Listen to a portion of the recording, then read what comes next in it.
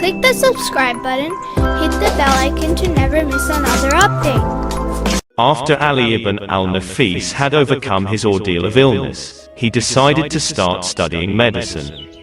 As he felt the suffering of the sick, and he felt that he will be happy if he can give hope of recovery to them.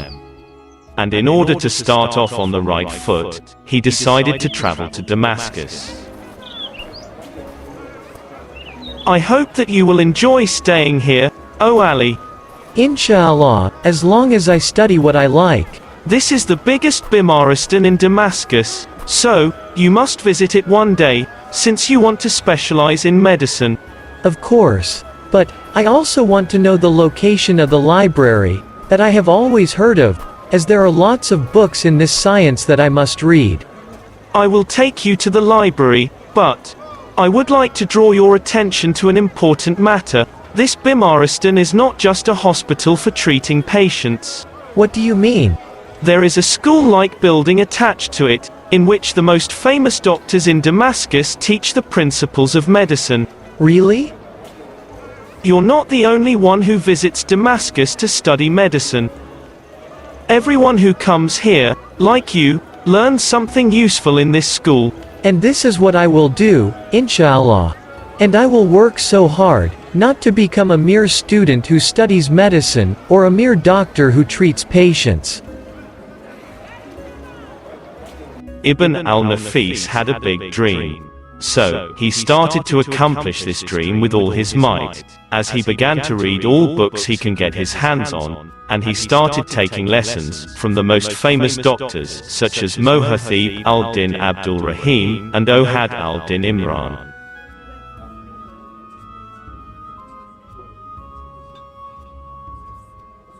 How is our student, O Abdul Rahim?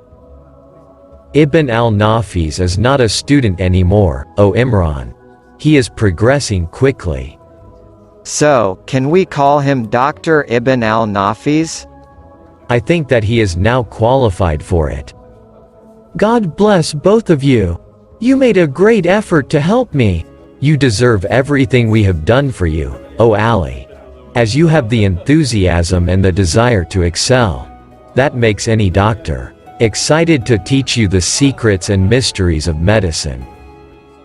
But this is not my dream. What? After all this success, you don't want to become a doctor? On the contrary, this is surely what I want. However, what I meant is that I won't become a doctor like any other ordinary doctor, but I will stand out in medicine and become a scientist in this field. So, you want to become like Ibn Sina? Don't I have the right to dream of it? More likely, it's your responsibility.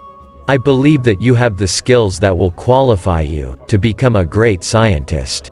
Yes, and you will even be able to excel you teachers. Pardon me, both of you and everyone else who taught me deserves all the credit. And now, tell me, how can you treat a patient who has bloodshot eyes without being injured? Ali kept working hard and moving ahead. He never stopped seeking out knowledge whenever he had the chance to. In addition to that, he used to work in order to earn money that would help him to complete his studies. Peace be upon you. May Allah's peace, mercy, and blessing be upon you. MashaAllah, you have arrived on time. Did you want me to be late on my first day of work? I hope that our cooperation will be fruitful. Tell me exactly what you are planning to do. Many people come to spice dealers and herbalists like you to buy herbs, formulations, and drugs that will help them through their illness. That's true. Perhaps these potions that they want are not suitable for them. If the doctor doesn't prescribe them a medicine, then they shouldn't take any medicine that they believe to be helpful. But sometimes these potions are tried by another patient. Thus, some people save themselves the time to go to the doctor by deciding to rely on that potion, especially if it has proven its effectiveness. Sometimes symptoms may be similar, however the causes vary. And the doctor is the only one who can determine that. I will sit here to observe every patient who comes to buy some medicine. I will examine him, then I will prescribe herbs that will be useful for him, Allah willing, and ask you to prepare them for him. Great idea. This way, this shop will become famous, because it will provide both diagnosis and treatment. I think this will be a privileged partnership, O Ibn Al-Nafis. I hope so. Ali started his new job. Alright, your condition is not a serious one. You can take these herbs after mixing them together. And he saw in his job a chance to get closer to different patients. Patients whom he might not have a chance to meet them in hospitals. However, after a while, he started to act in a way that disturbed the shop owner. No, mother, you are fine. You don't need any medicine. But I always feel dizzy. My only advice for you is to pay attention to your diet, and briefly refrain from making any great effort. Isn't there any medicine that can help me? Okay, if you really want to have something, let it be some fruit, and it's okay to have some vegetables as well. I will do as you say, my son. As my daughter-in-law says that you are a good doctor. Come back again and I will check on you. Peace be upon you. May Allah's peace, mercy, and blessing be upon you. Come in, sir. What are you complaining of? I have severe foot pain. May you prescribe a treatment that will help to alleviate this pain a bit? First, I need to examine your foot.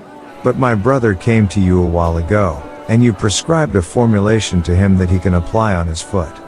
So, why don't you prescribe the same treatment to me? And, how would I know if you have the same disease? He is my brother. That's irrelevant. Come on. Show me where it hurts. Here. My knee. Every time I try to move it, it hurts. Have you recently lifted a heavy load? Yes. I work as a porter, and my job is to carry things. And I believe that you live in a humid climate. My house is old, and the walls are damp because of the rain. So, you need things other than medicine. Don't strain yourself at work for at least a month. But this is my source of income. Earning less money, while maintaining your health, so you would be able to last longer at work, is better than losing your ability to work soon and becoming unemployed. Okay. And what are the other things? After 1 week of rest, walk for a short distance every day in the morning, and try to run if you can. Then gradually increase the distance, and make sure to ventilate the house by any means, and keep the house warm in order to expel dampness from it. After a month, come and visit me again. We will see if you still need any medication. Although I think that you will be just fine. Inshallah. Inshallah. Peace be upon you. May Allah's peace be upon you. What's the matter, Ibn Al-Nafis? What is it? What's wrong? What's wrong with you? Patients enter this store asking for treatment and medication, and you let them out by giving them advice.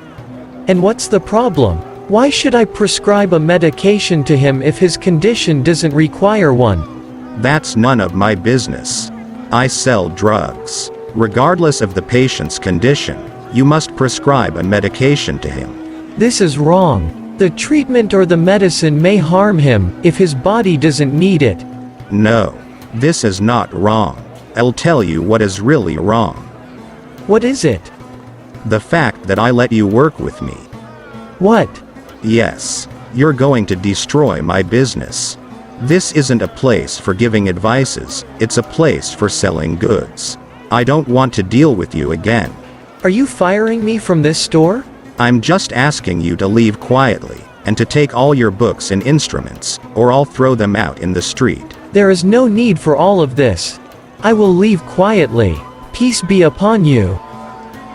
Ibn Al-Nafis's love for the people, and his concern for their safety, prevented him from considering medicine as if it was just a profession or a trade. And this was exactly what made him distinguished in his profession. What are you complaining of, sir? Oh, I'm not sick, and I'm not complaining of anything. So, why have you come to the hospital? I was informed that my father was here, so I came to take him home. Wait. You're saying strange things. Did your father enter the hospital today, and you already want to get him out? No, he's been here for a month. Where have you been all of this time, if you've only known now? I was in a business trip. I have just arrived today, and I want to take him home now. Why? My father has a chronic disease, and there is no hope for his recovery. I accept that this is the divine decree. But I want him to die in his house, and on his own bed. And not here. Your father is that old man who suffers from chest pain. Yes, that's him. Where is he? Do you know that good old man, Ahmed? Yes. Call him here. We shouldn't give up on any patient.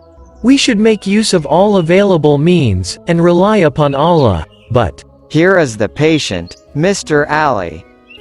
That fast. Father. I can't believe it. You look at least 10 years younger. Praise be to Allah. That is a favor of Allah. Then it is thanks to this excellent doctor. He prescribed medications that I have never heard of. And it happened that Allah cured me by him. Thank you, doctor. Ibn Al-Nafis became a skilled doctor, and soon his star was rising among all the Levant doctors. But he was meant to continue his journey in other countries.